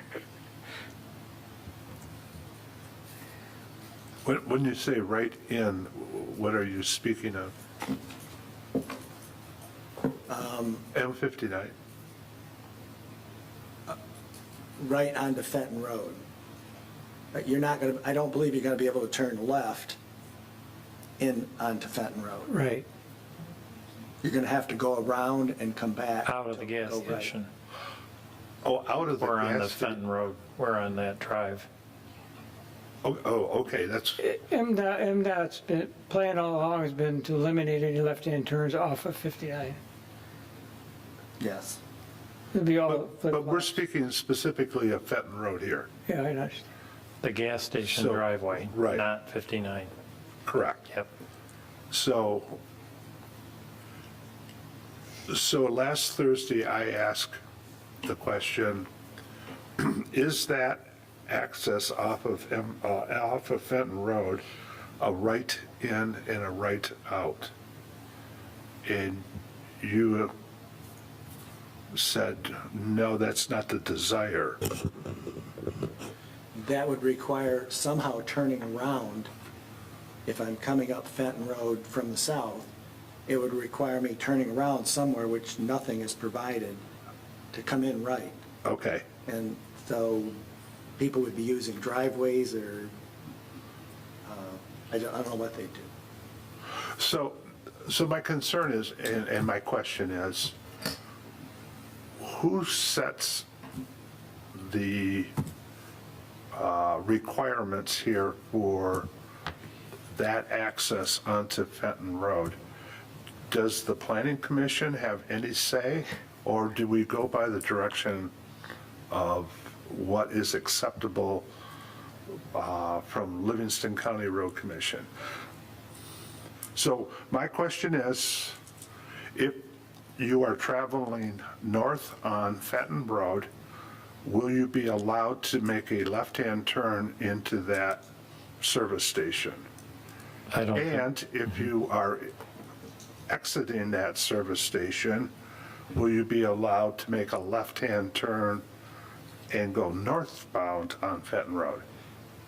I will only speak to our experience at Mug and Bops, because that's the most that I remember. We get no say, the township. Pretty much. The board, the planning commission, zero. They don't even have to listen to what we say, and they'll decide what it's going to be. They can propose it, but the county's going to decide what it is. Okay, That was my recollection from what the owner of Mug and Bob said, well, coming out on Clark. and I believe the decision from Mug and Bop's, the driveway closest to M59 accessing Clark Road was a no left turn onto Clark Road, was the decision. Yeah, and we didn't make it, because I don't even think he wanted that. Right. So the county told them what it's going to be, so I think the county's going to tell them what that is. I'm basing it on that driveway, which Okay. is a very similar situation, Yes. just the other side of the road. Correct. Okay. I think Troy's question is, are you in favor of a driveway or not? I don't think I have any choice. I think it'll make traffic on 59 even worse. And stacking, trying to get in and out of that exit, stuff, into that development, residential development. And then we still have to come up with secondary entrance of some type.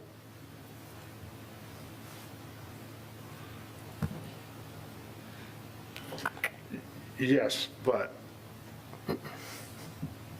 keep in mind, this is a conceptual drawing, and this whole thing might change over time. I mean, for example, you could show a second entrance off of M59. You could move the existing boulevard up and allow for a second entrance to be farther on the westbound access. Troy, do you have any comment to that? He did last week. Yeah, I'm not MDOT, and I have no authority to speak on MDOT, their behalf, but that may very well not be possible. This drive, this access point off of M59 going to the north parcel, if that 2017 letter is, this is pretty well locked in place. It has to do with, it needs to be a certain distance from this intersection with Fenton Road, and they have spacing requirements that a future, another access on the north side would have to meet a certain distance from this one. I'm not sure they would permit, I could be wrong on this, but I'm not sure they would permit a second access on M59. I do not believe they would, and it took us 2 years to get the 2017 letter. So that is my, I only deal with MDOT probably more than the general person does. I'm not a traffic engineer myself, but having gone through this in other places throughout the state, it's not as easy as you might think. Does that help answer that question? Or address that topic? So this is highly unlikely that this drive could be pushed further to the east, and then a second one could be dropped, in my opinion. Well, I'm not a traffic expert by all means, but I look at other commercial development along M59 farther to the east. And if that is MDOT's position, then I can point out several examples where they violate that actual comment. So. Well, you might be, in that case, you might be thinking of, you've got several parcels, several properties under separate ownership, where MDOT might be obligated to give those properties access. But in this case, where you have this big 30, I think this is 30 acres on the north side, it exists as one property. That's not true. This piece has been split off, but this exists as one development. Under that set of facts, which is different than 10 separate property owners that are not a common development, they just own property separately. Under this set of facts, that's what I'm basing my comments on, as this development as it sits on this property. If this were 10 separate pieces, then MDOT might allow each one of those to have their own access point onto M59. But that's not this case, if that helps. I think it may also relate to the speed limit at that point. I mean, other things. Like I say, it was 2 years getting an answer from them, so it's very difficult to say exactly what their thinking is. But my understanding was that we did not have room to put 2 entrances. Again, I'm over my head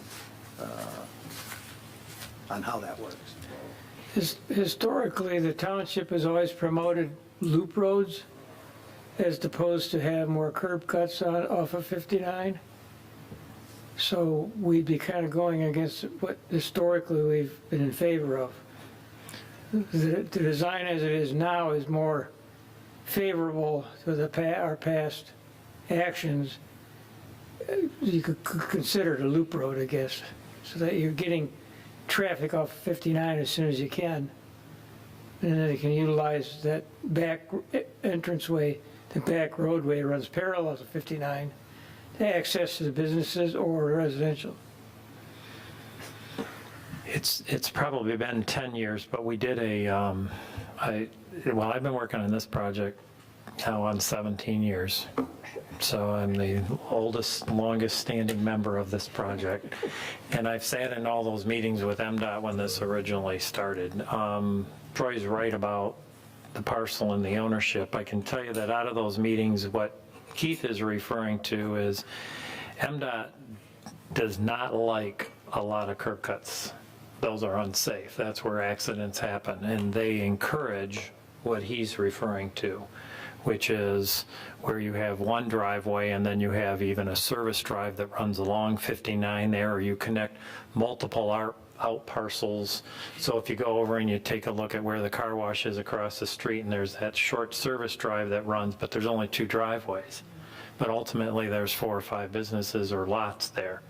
Same when you come over to Mug and Bops, when we connect all those parking lots. You know, we connect Sherwin-Williams with the AutoZone, and that connects to the one to the east of that connects to the professional building. MDOT's safety engineers say fewer curb cuts because you have fewer people slowing down then, and you have less rear-end accidents. You have a place where they're all coming out, so they try and funnel it all into one. And I think a lot of what Troy is mentioning is true in this case. They have all the power, and I think that getting a second access could be a couple years in trying to figure it out.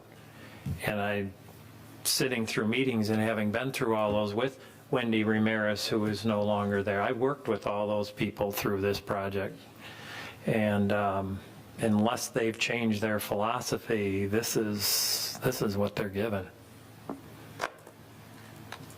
And I mean, I sat there, I've been in so many meetings with them, and in Howell at the Livingston County Road Commission. I've been down to their MDOT facilities in Brighton 10 times on this project alone. And that's what it's going to be. Unless they got a different way of doing it now. Nope, it's, To my knowledge, it's not gotten easier.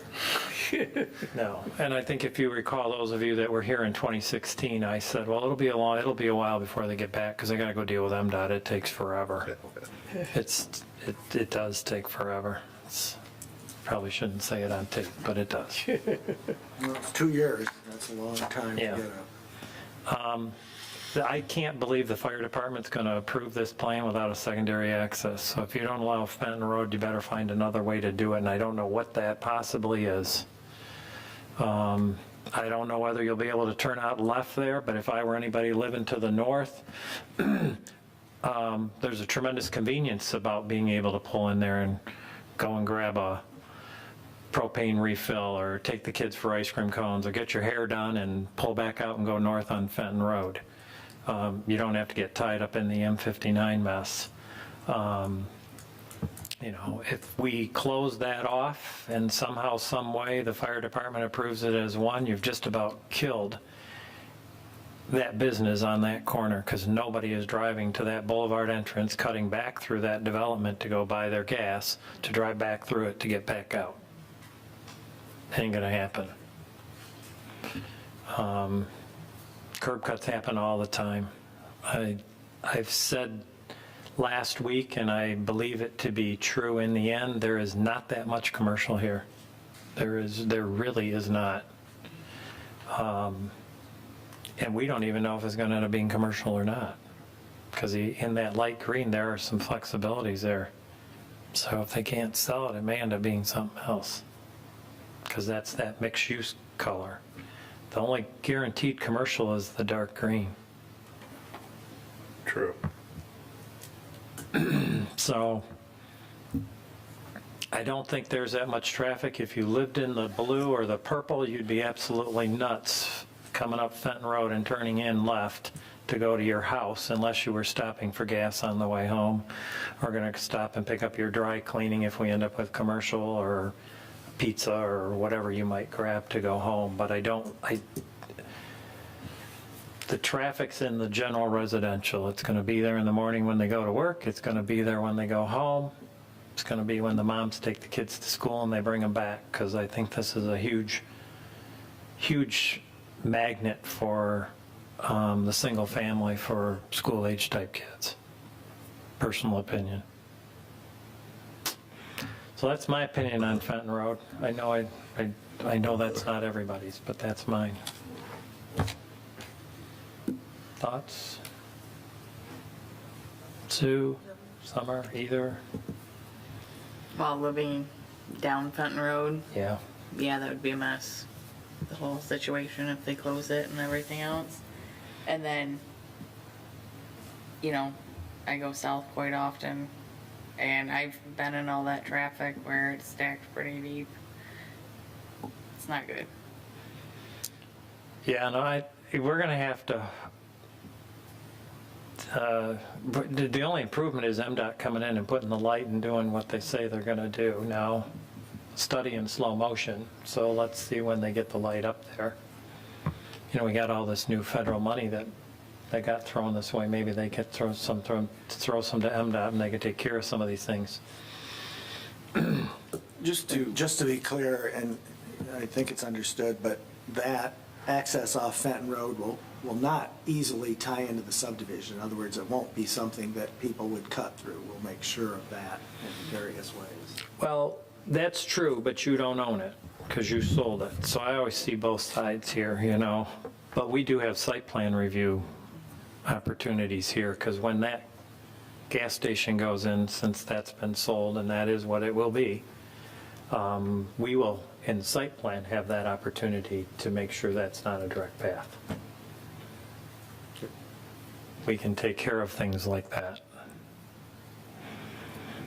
And whether one or all 7 of us are here when these come through, we have an obligation to represent everybody in the community, and those are the things that won't be lost.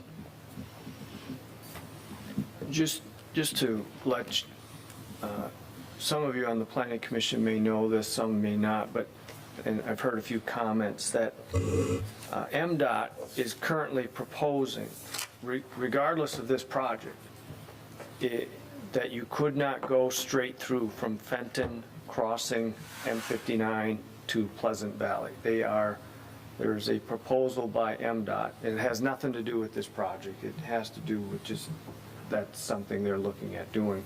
They have sought Heartland Township's comments on that, and vice versa. You could not cross from Pleasant Valley, could not cross M59 straight across to go to Fenton on the north. You would be required, if you were going south on M59, to take a right and go down to a turnaround and then come back and then take another right on Pleasant Valley and so forth. So the Township Board is dealing with that issue right now. Just in case, there were a few comments made tonight. I wasn't sure if everyone was aware of that. That really has nothing to do with this project. It's just coincidence, if you will. Okay, anything else on this one? No.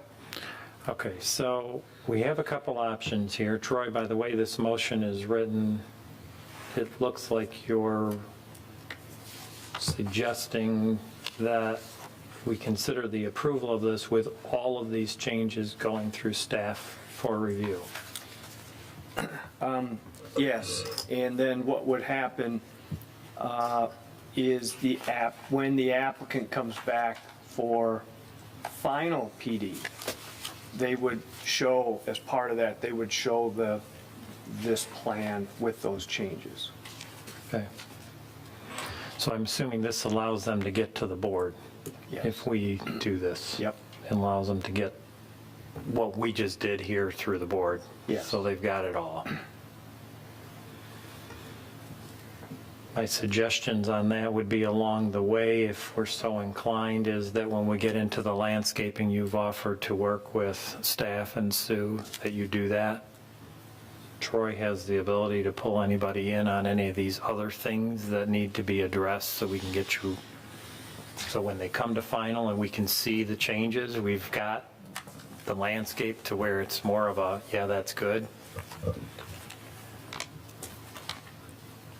if you're willing to help along the way. Absolutely. I think we've been getting the comments, but filtered through and probably not well understood, so that would really be great. So did you want those words? Well, I think we need included to, what Troy's asking us to do is approve what we've talked about, what is in the staff review letter. He will, then it can get to the board so they can get this phase done with the board, so they can get it all wrapped up. And then when they come back for final, they're going to bring us the new plan with the changes. Yeah, yeah. That's what he's asking.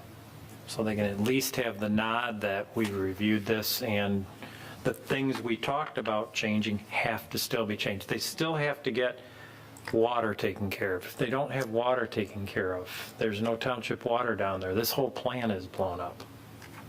You're going to have to put in your own private water system because you got to have a space for it to be done in. Still got to get MDOT, still got to get the county approval, still have to get all the approvals.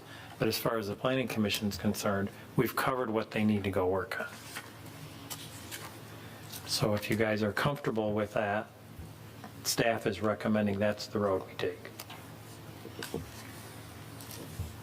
I move to recommend the approval of site plan application 20-012, the preliminary plan development site plan for Newberry Place, subject to the following.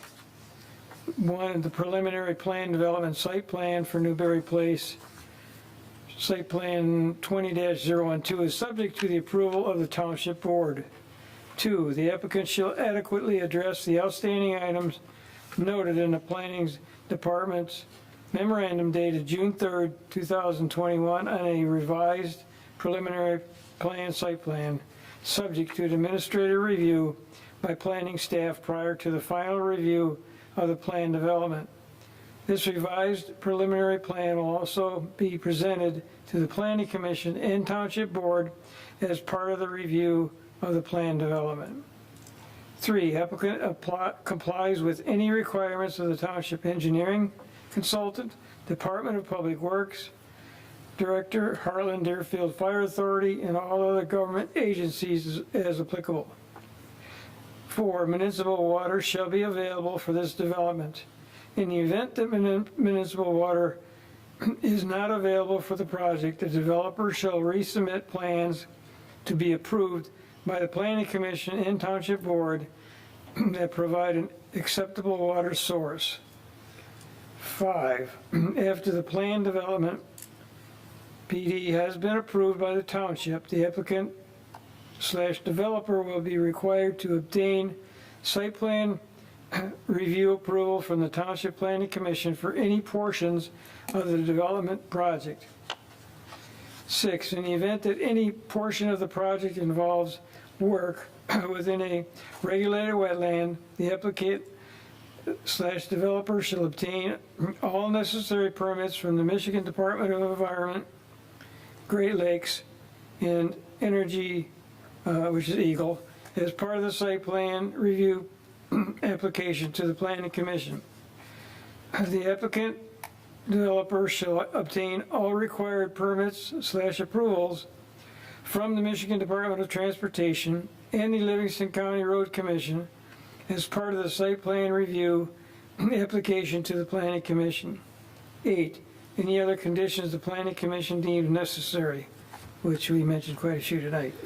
Yeah, I would just say in conversations during this evening's planning commission meeting, we've got those written down and those all get covered.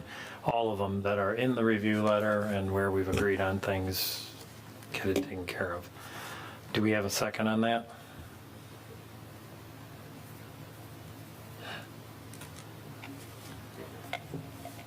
Yes, no, maybe. I second it.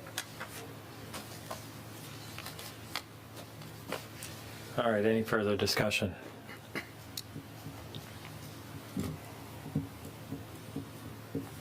Okay, all those in favor say aye. Aye. Opposed, nay. Motion carries. Congratulations, you have a lot of work before you. A lot. Okay, item 7, call to the public. Anyone?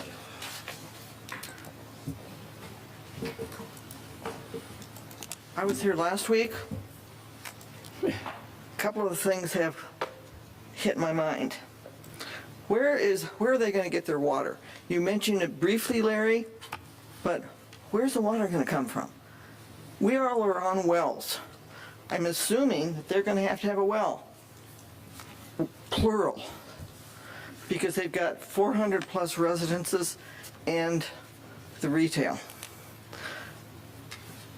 Is their process of drilling a well going to impact the wells of the people here in the township? That concerns me greatly. Okay, we'll get you an answer here real quick. Anybody else?